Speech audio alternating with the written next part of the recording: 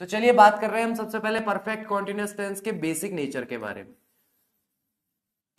तो perfect continuous tense का basic nature क्या होता है, इसका मूल स्वभाव क्या होता है? तो इसका मूल स्वभाव का सीधा सीधा तरीका यह है कि जब हम कोई कार्य निरंतरता से कर रहे हो तो कॉन्टिन्यूअस टेंस, और जब हम कोई कार्य निरंतरता से कर रहे हो प्लस साथ में उसका समय भी बता दें कि कितने समय से कर रहे हैं, तो परफेक्ट कॉन्टिन्यूअस टेंस। इतना ही डिफरेंस यहां पर हमें देखने को मिलता है।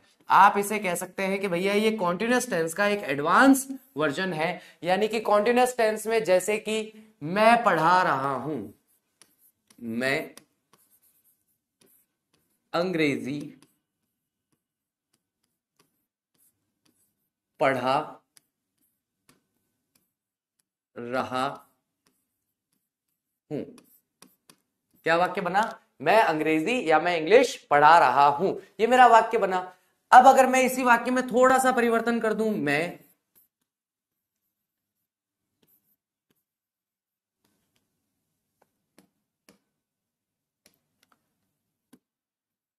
10 वर्ष या वर्षों से अंग्रेजी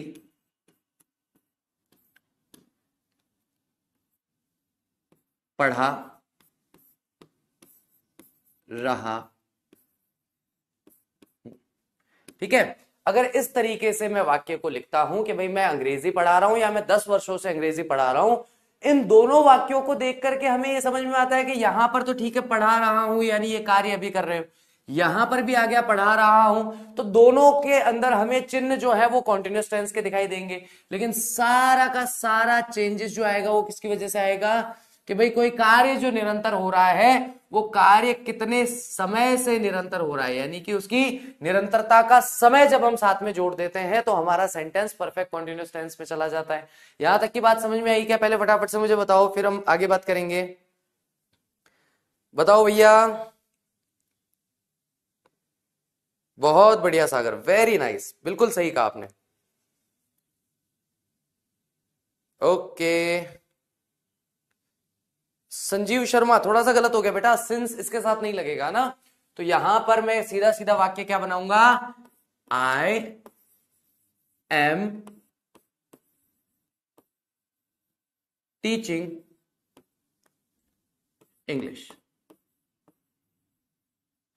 ओके, लेकिन ये वाक्य जब बनेगा तो क्या बनेगा? I have been teaching English for 10 years। Okay, तो यहां पर जहां पर केवल कार्य की निरंतरता हो, जहां केवल कार्य की निरंतरता हो, कॉन्टिन्यूअस टेंस लगेगा। सीधी सीधी बात है भैया। जहां कार्य की निरंतरता दिखाई दे कॉन्टिन्यूअस टेंस, और जहां कार्य की निरंतरता प्लस समय दिखाई दे, वहां पर हम परफेक्ट कॉन्टिन्यूअस टेंस का इस्तेमाल करते हैं। कार्य चल रहा है, कॉन्टिन्यूअस टेंस। कार्य आधे घंटे से चल रहा है, परफेक्ट कॉन्टिन्यूअस टेंस। कार्य 3 बजे से चल रहा है, परफेक्ट कॉन्टिन्यूअस टेंस। मैं पढ़ा रहा हूं, कॉन्टिन्यूअस टेंस। मैं आधे घंटे से पढ़ा रहा हूं, परफेक्ट कॉन्टिन्यूअस टेंस। इस तरीके से हम अंतर देख सकते हैं कि कहां पर हमें कॉन्टिन्यूअस टेंस करना है, कहां पर परफेक्ट कॉन्टिन्यूअस टेंस का इस्तेमाल किया जाता है। यहां पर क्लियरली हमें समझ में आएगा कि अगर समय दिया गया है तो परफेक्ट कॉन्टिन्यूअस टेंस, और अगर समय नहीं दिया गया है तो केवल कॉन्टिन्यूअस टेंस रहेगा। अब जब हमने बात की कि समय को यहां पर हम महत्व दे रहे हैं कि भैया कार्य की निरंतरता का समय जो है वो हमारे लिए महत्वपूर्ण चीज है, तो समय जो है वो दो तरीके से बताया जा सकता है। या तो आप बताइए टाइम पॉइंट के हिसाब से, या तो आप इसे बता दीजिए टाइम पॉइंट के हिसाब से, और टाइम पॉइंट के हिसाब से नहीं बताना चाहते तो आप इसे बता दीजिए टाइम पीरियड के हिसाब से। तो आप चाहे तो टाइम पॉइंट बताइए, चाहे तो टाइम पीरियड बताइए। अब टाइम पॉइंट और टाइम पीरियड का हमें कैसे पता चलेगा? तो अगर हमारे पास सीधा बताया जाए 10 AM 12 मई 2020, ठीक है, इस तरीके से अगर हमें time point, particular time point बताया जाता है तो वहां पर हम किसका इस्तेमाल करेंगे? इनके साथ में हमें सिंस का इस्तेमाल करना चाहिए। किसका इस्तेमाल करना चाहिए? सिंस का इस्तेमाल करना चाहिए। लेकिन अगर टाइम पीरियड दिया गया हो तो उसके लिए हम फॉर का इस्तेमाल करते हैं। टाइम पीरियड कैसे हो गए? जैसे कि मैं कह दूं 2 hours 3 days 5 weeks 7 months 10 years। Okay, तो यहां पर 2 घंटे का मतलब क्या हो गया? 0 से टाइम शुरू हुआ और एक जगह जाकर 2 घंटा पूरा हुआ, तो ये पूरा का पूरा एक टाइम पीरियड बन गया। 3 डेज का मतलब क्या हो गया? पहला दिन शुरू हुआ, दूसरा दिन, फिर तीसरा दिन, ऐसे 3 दिनों का अगर हम समूह में देखते हैं तो वहां पर हम टाइम पीरियड को समझते हैं। तो जहां टाइम पीरियड हो वहां फॉर का इस्तेमाल करो, जहां टाइम पॉइंट हो वहां पर सिंस का इस्तेमाल करो। अब सिंस के इस्तेमाल में कुछ एक्सट्रीम रूल आ जाते हैं, जैसे कि since my childhood, मेरे बचपन से ही। तो ऐसा कोई कार्य है जो बचपन से मैं करता हुआ आ रहा हूं तो सिंस माय चाइल्डहुड क्या दूंगा कि भाई मैं अपने बचपन से ये काम करता हुआ आ रहा हूं। तो ऐसी स्थिति में भी जब हमें कोई पुराना पॉइंट बताया जाए तो बचपन का मैं एक समय मान रहा हूं, निश्चित समय मान रहा हूं कि भाई ये मेरा बचपन का टाइम था, ठीक है, तो उसको फिक्स टाइम मानूंगा। हालांकि फिक्स टाइम होगा नहीं वो। अगर आप बहुत ज्यादा गहराई से सोचेंगे तो आपको पता चलेगा कि चाइल्डहुड जो है वो तो टाइम पीरियड था, टाइम पॉइंट थोड़ी था। भाई एक दिन एक क्षण के लिए मैं बच्चा थोड़ी था, मैं तो लंबे समय तक बच्चा रहा हूं और मेरा बचपना भी लंबे समय तक चला है और कई मामलों में तो अभी तक खत्म नहीं हुआ है? कल परसों की बात है, मैं और मेरे एक मित्र है जो एक इंस्टीट्यूट के डायरेक्टर है, हम दोनों बैठ करके बात कर रहे थे। मैंने कहा यार मतलब कुछ ऐसी हरकतें कि यार दोस्त साथ में बैठे हैं तो छेड़ लिया, परेशान कर लिया, 2-4 बात कह दी, 2-4 बात सुन ली। तो एक मित्र एक और साथ में बैठा हो तो बोले यार तुम एक टीचर है, एक इंस्टीट्यूट का डायरेक्टर है, तुम्हारा तो खुद का ही बचपना खत्म नहीं हुआ अभी तक, तुम बच्चों को कैसे संभालते होंगे? मैं कहा बच्चे अपने आप बहुत, हमारे बहुत शालीन बच्चे हैं, खुद ही समझ जाते हैं, किसी को संभालने की जरूरत नहीं पड़ती। तो वही चीज है कि अगर हम चाइल्डहुड को देखें तो हमें लगता है कि यार ये एक पीरियड ऑफ टाइम है, लेकिन मैं चाइल्डहुड को एक समय की तरह देख रहा हूं, एक निश्चित समय की तरह देख रहा हूं, यानी कि टाइम पॉइंट की तरह देख रहा हूं। तो जब मैं उसे टाइम पॉइंट की तरफ देखता हूं तो मैं वहां पर सिंस का यूज करता हूं। बताइए सिंस और फॉर क्लियर हुआ कि नहीं हुआ? चलो नेक्स्ट हम लोग यहां पर बात कर रहे हैं कि सिंस और फॉर का इस्तेमाल हमें कैसे करना है, ये हम लोगों ने समझ लिया। लेकिन अगर मैं देखूं कि परफेक्ट कॉन्टिन्यूअस टेंस जो है, क्या पास्ट प्रेजेंट और फ्यूचर में उसका कोई फर्क पड़ता है क्या? पास्ट प्रेजेंट और फ्यूचर में क्या उसमें कोई चेंज होते हैं क्या? तो देखें, पास्ट यहां हो गया प्रेजेंट और यहां हो गया फ्यूचर। ओके, तो इन तीनों में हमें बस एक ही सावधानी रखनी होती है, एक ही बात का अच्छे से ध्यान रखना होता है कि पास्ट परफेक्ट कॉन्टिन्यूअस टेंस में कार्य की समाप्ति अनिवार्य हो जाती है। कार्य की समाप्ति अनिवार्य हो जाती है कि भैया कार्य जो है उसकी समाप्ति होनी ही होनी चाहिए। लेकिन क्या प्रेजेंट टेंस में ऐसा है क्या? तो यहां पर कार्य समाप्त सामान्यतः नहीं होता है, यहां पर कार्य जारी अवस्था में रहता है। ठीक है, सामान्यतः समाप्त नहीं होता है, जारी अवस्था में रहता है, यानी कि समाप्त भी हो सकता है, जारी भी हो सकता है। लेकिन मैं ज्यादातर अगर बात करूं कि जब हम वाक्य का निर्माण करते हैं तब आप 99% देखेंगे कार्य जारी होगा, कार्य समाप्त नहीं होगा। आप ये कह सकते हैं कि समाप्ति तक पहुंच चुका होगा, ये फिर भी हो सकता है, लेकिन समाप्त नहीं होता है। फ्यूचर की अगर हम बात करें तो मुझे बताओ कि यहां पर कार्य समाप्त होगा या जारी होगा? एक्शन कंप्लीटेड होगा या कॉन्टिन्यूस होगा? फटाफट से कमेंट करके बताओ, फ्यूचर टेंस में आपको क्या लगता है, कार्य समाप्त होगा या जारी होगा?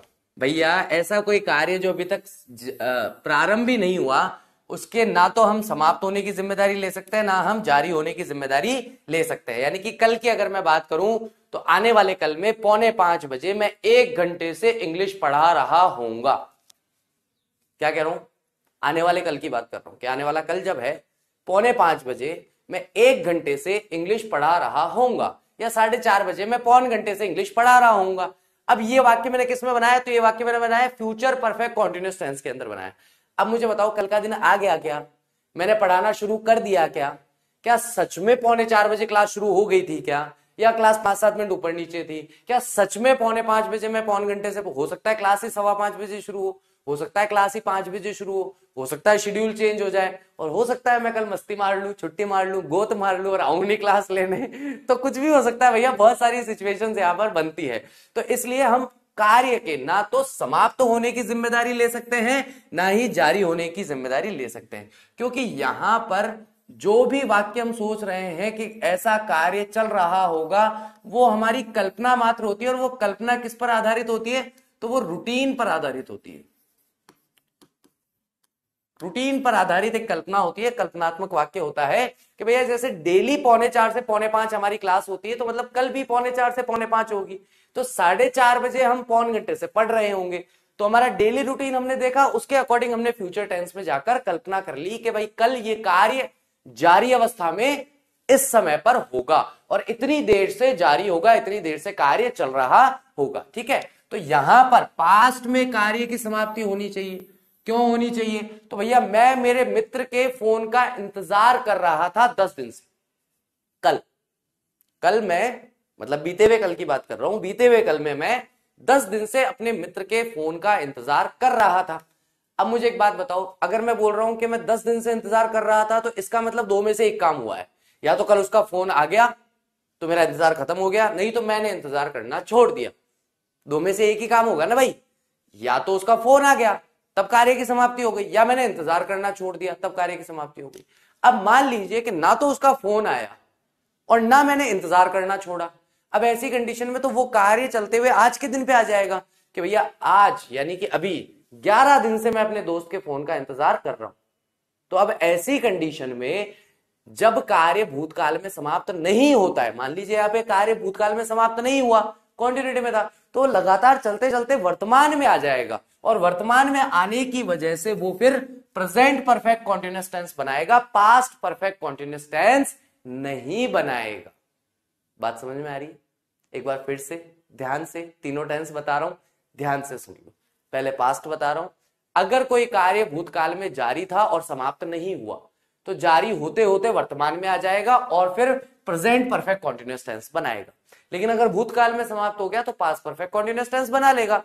अब आने वाले समय का तो कार्य अभी शुरू ही नहीं हुआ, तो हम ना उसके जारी होने की बात कर सकते हैं, ना उसके समाप्त होने की बात कर सकते हैं। हम दोनों ही बातें नहीं कर सकते। बोलो हाँ कि ना? क्लियर मिला? क्लियर हुआ क्या?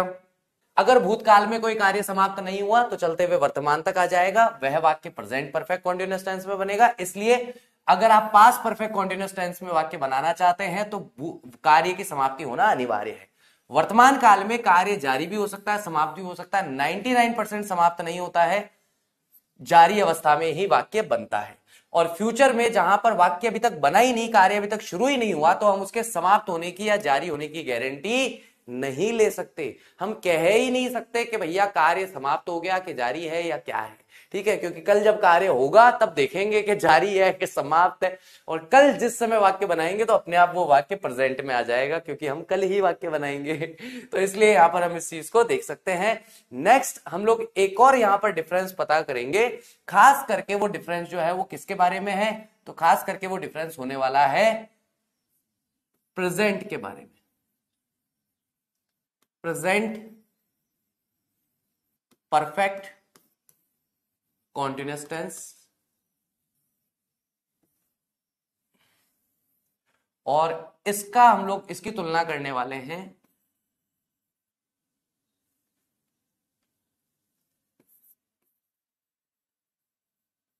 Present perfect tense,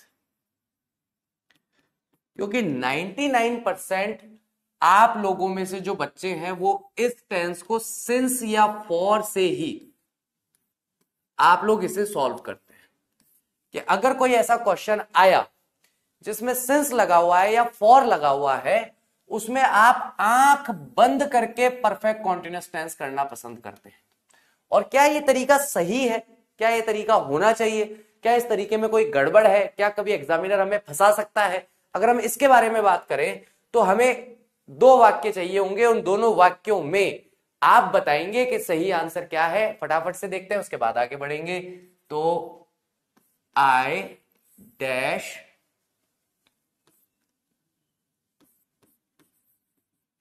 teaching English for 2 hours। एक सेंटेंस तो ये है।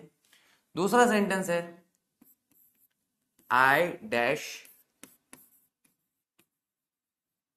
No you for 2 weeks। चलिए फटाफट से बताइए, ए में हमारा आंसर क्या होगा और बी में हमारा आंसर क्या होगा? फटाफट से फिल कीजिए इसे। आंसर निकालने की सही टेक्निक, यहां पर हमें यह देखना है कि कार्य का जो समय बढ़ रहा है वो सक्रिय संपादन से बढ़ रहा है या नहीं बढ़ रहा। थोड़ा सा हैवी वर्ड हो गया, सक्रिय संपादन। लिख लेते हैं, मजा आएगा। सक्रिय संपादन। सक्रिय संपादन का मतलब होता है कि क्या सब्जेक्ट जो है वो इस वर्ब को एक्टिवली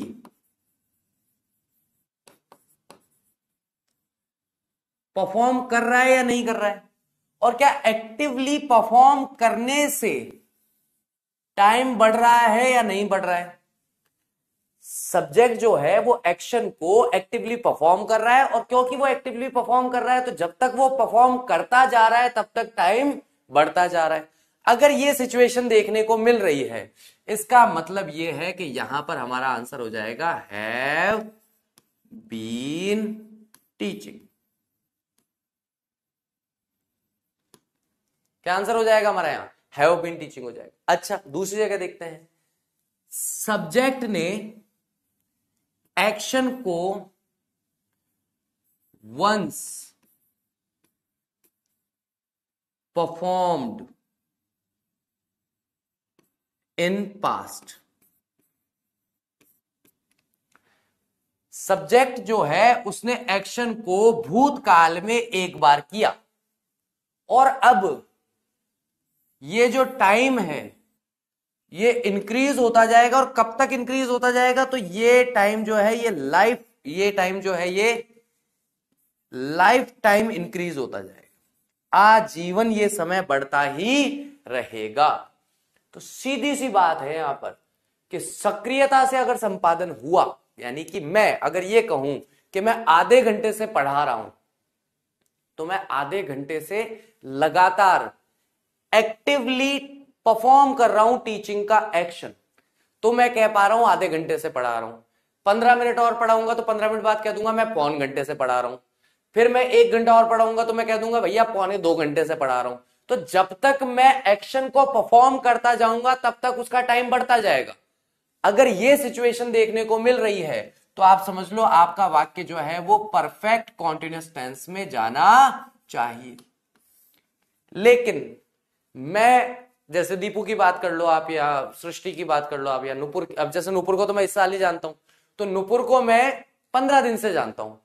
15 दिन पहले मैंने नुपुर का नाम पढ़ा, मुझे पता चल गया कि ऑनलाइन में अपनी एक विद्यार्थी है जिसका नाम है नुपुर। दीपू भाटी तो लास्ट ईयर भी था, सृष्टि लास्ट ईयर भी थी। तो पिछले साल भी ऐसे ही इनका नाम भी मेरे सामने लाइव चैट में आया, दीपू भाटी। अच्छा ठीक, अब मैं कह सकता हूं कि मैं दीपू भाटी को 1 साल से जानता हूं मैं उसको। अब पास्ट में एक बार कोई एक कार्य हो गया, अब उसका समय आजीवन बढ़ता रहेगा। अभी मैं क्या कह रहा हूं, 1 साल से जानता हूं, अगले साल क्या कहूंगा 2 साल से जानता हूं, उसके अगले साल क्या कहूंगा 3 साल से जानता हूं। मैं दीपू भाटी को जानने के लिए कुछ कर ही नहीं रहा, भूतकाल में एक बार जान लिया, अब लाइफ टाइम बढ़ता चला जाएगा। चाहे मैं एक्शन परफॉर्म करूं चाहे ना करूं, कोई फर्क नहीं पड़ता, अपने आप आजीवन उसका समय बढ़ेगा। ठीक है, तो ऐसे जो वाक्य होते हैं वो आपको परफेक्ट टेंस में रखने चाहिए, कि जहां पर भूतकाल में एक बार वाक्य बना दिया और उसके बाद में भूतकाल में एक बार कार्य हो गया, अब आजीवन अपने आप ही उसका समय बढ़ता चला जाएगा। तो ऐसे जब हम वाक्यों को देखते हैं तो हमें वर्ब को देखना होता है मेन, कि भैया परफॉर्म करने से टाइम बढ़ रहा है या भूतकाल में एक बार परफॉर्म कर दिया आजीवन टाइम बढ़ता रहेगा, दोनों में से क्या सिचुएशन बन रही है, और उसी सिचुएशन के अकॉर्डिंग हम अपने टेंस को चुनते हैं। अगर ये समझ में आ गया हो तो बता दो, फिर मैं एक शॉर्ट ट्रिक बता देता हूं। चलिए फटाफट से एग्जाम्पल चेंज कर लेते हैं। ठीक है,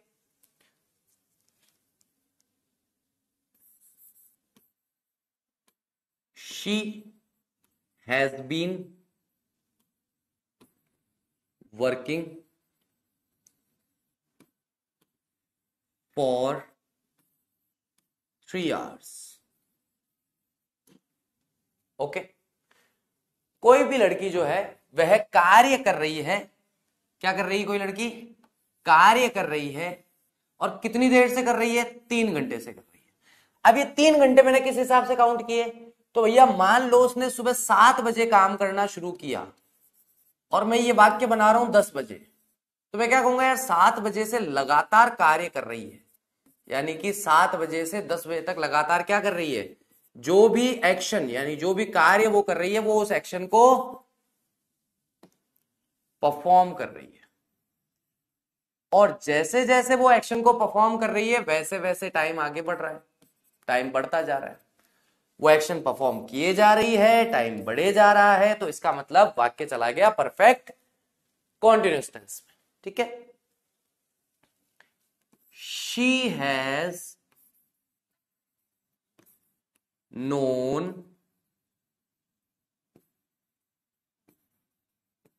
alphabet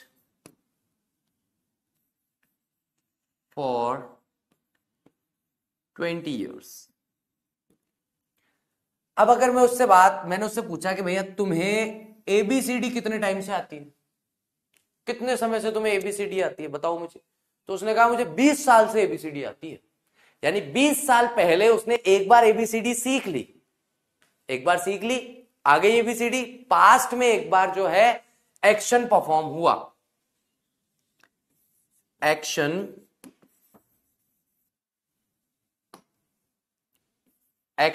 परफॉर्म हुआ,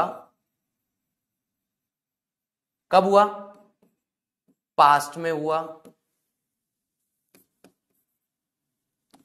कितनी बार हुआ, तो ये मान लेते हैं अपन बोलचाल की भाषा में कि एक बार हुआ।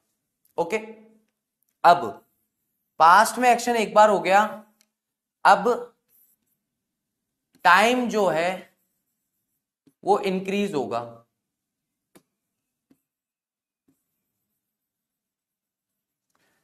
और टाइम कब तक इंक्रीज होगा, तो ये लाइफ टाइम इंक्रीज होगा, आजीवन इस कार्य का समय बढ़ता रहेगा। इस साल मैंने पूछा एबीसीडी कितने सालों से आती है, तो उसने कहा 20 साल से आती है। मैं अगले साल फिर पूछूंगा एबीसीडी कितने साल से आती है, 21 साल से आती है।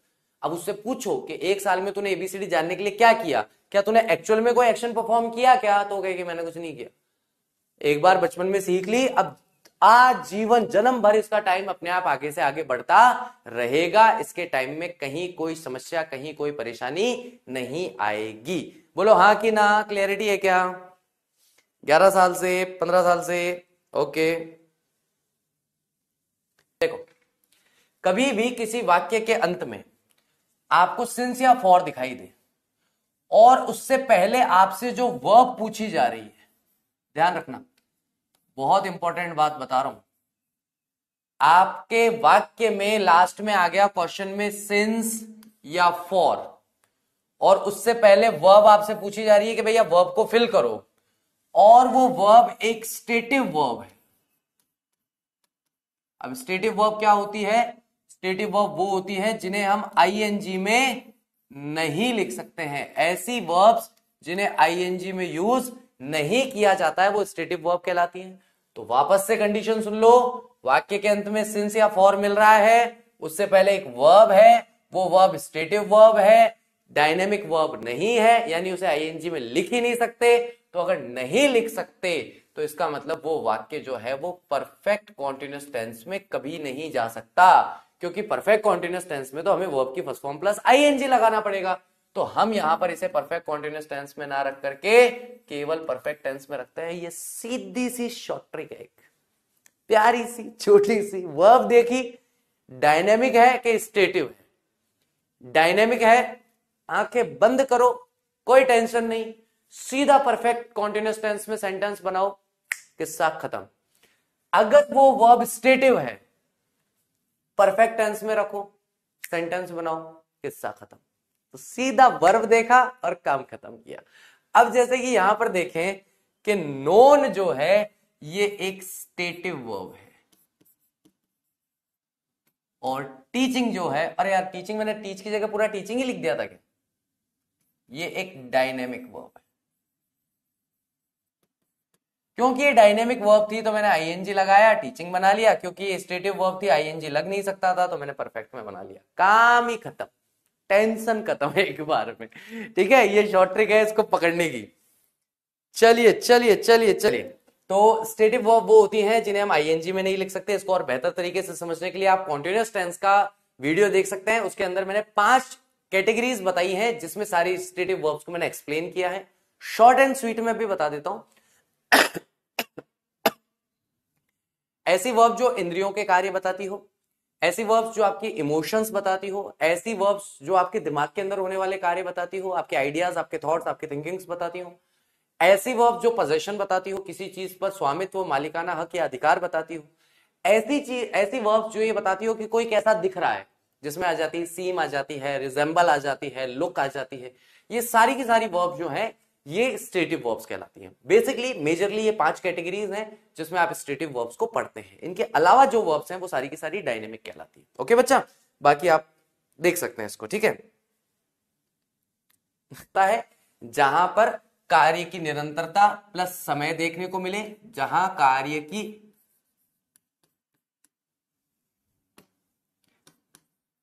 निरंतरता प्लस समय देखने को मिले। समय किसका? निरंतरता का समय। वहां पर हम परफेक्ट कॉन्टिन्यूअस टेंस को करते हैं। और अगर केवल कार्य की निरंतरता होती है तो वहां हम कॉन्टिन्यूअस टेंस करते हैं। पहली बात हमने ये समझी। दूसरी बात हमने ये समझी कि पॉइंट ऑफ टाइम या टाइम पॉइंट अगर होता है तो वहां हम सिंस का यूज करते हैं। स्पेशल केस में since my childhood, since my old days, ऐसे जब फ्रेजेस आते हैं उनके साथ भी हम सिंस का यूज करते हैं।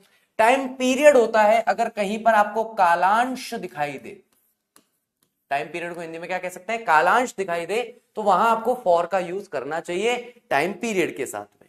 नेक्स्ट फिर हम लोगों ने बात की कि परफेक्ट कॉन्टिन्यूअस टेंस का तीनों टेंसेस में नेचर कैसा रहता है। पास्ट परफेक्ट कॉन्टिन्यूअस में, प्रेजेंट परफेक्ट और फ्यूचर परफेक्ट कॉन्टिन्यूअस टेंस में कैसा इसका नेचर आपको दिखाई देगा। ठीक है, तो यहां पर कार्य की समाप्ति जरूरी है। यहां कार्य समाप्त या जारी हो सकता है। यहां पर हम गारंटी नहीं ले सकते कि कार्य समाप्त होगा या जारी होगा।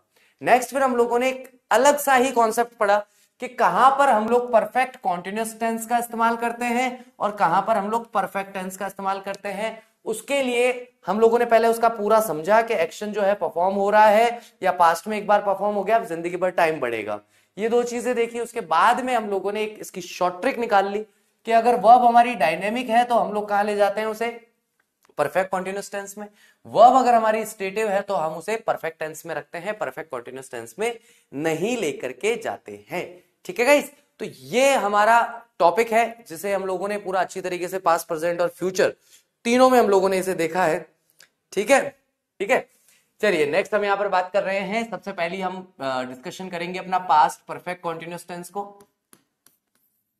और यही आज आपका होमवर्क रहेगा। पास्ट परफेक्ट कॉन्टिन्यूअस टेंस में आप लोगों को बनाने हैं वही 4 वाक्य, subject plus head plus being, okay, plus first form of the verb plus ING plus object plus since या फॉर प्लस टाइम। पूरा बना के देना मुझे, है ना। वैसे ये हमेशा ध्यान रखना, ये ऑप्शनल होता है। आप चाहो तो इसका यूज करो, चाहो तो ना करो, लेकिन अभी जब हम प्रैक्टिस कर रहे हैं तो मैं चाहता हूं कि आप इसका यूज करें, ठीक है, ताकि हमारी इसकी भी हैंड टू हैंड प्रैक्टिस हो जाए। Subject plus head plus not plus been plus first form of the verb plus ING plus object plus same, then comes head plus subject plus been plus first form of the verb plus ing plus object, same यहां पर इसको भी लेना है, ठीक है, plus के बाद। नेक्स्ट आ गया आपका head plus subject plus not plus been plus first form दे हुआ plus ING plus object. Okay, इस तरीके से आप इसे बना सकते हैं। यहां पर भी आपको इसको कंटिन्यू करना है ना, कंटिन्यूटी में इसको रखना है। तो इस पे इसको बेस बना करके हम लोग अपने सेंटेंसेस बनाने वाले हैं। सेंटेंसेस किस पे बनाएंगे? तो राम सीमा यू वी ही पे बनाएंगे। ये हो गए हमारे सब्जेक्ट्स। वर्ब्स आपको कौन कौन सी लेनी है? Read, right, teach, drive,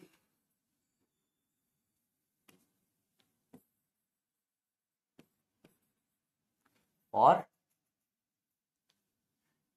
tense ले लो टेंस ले लेंगे। ओके, वर्ब ये ले लेंगे। रीड के बाद ऑब्जेक्ट में ले लो अ बुक, राइट में ले लो अ लेटर,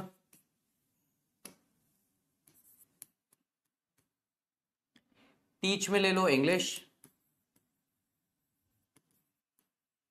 ड्राइव में ले लो अ कार, डांस में ले लो ऑन, घूमर, घूमर एक तरह का सॉन्ग होता है ना, घूमर पे नाच रही है, घूमर गाने पे नाच रही है, ठीक है। अब टाइम जो है वो मैं यहां पे टाइम दूंगा सिंस और फॉर, आप अपने हिसाब से देखेंगे। 2 PM 30 minutes,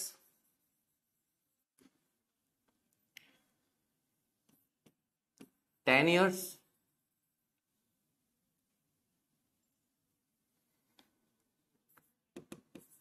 7 PM,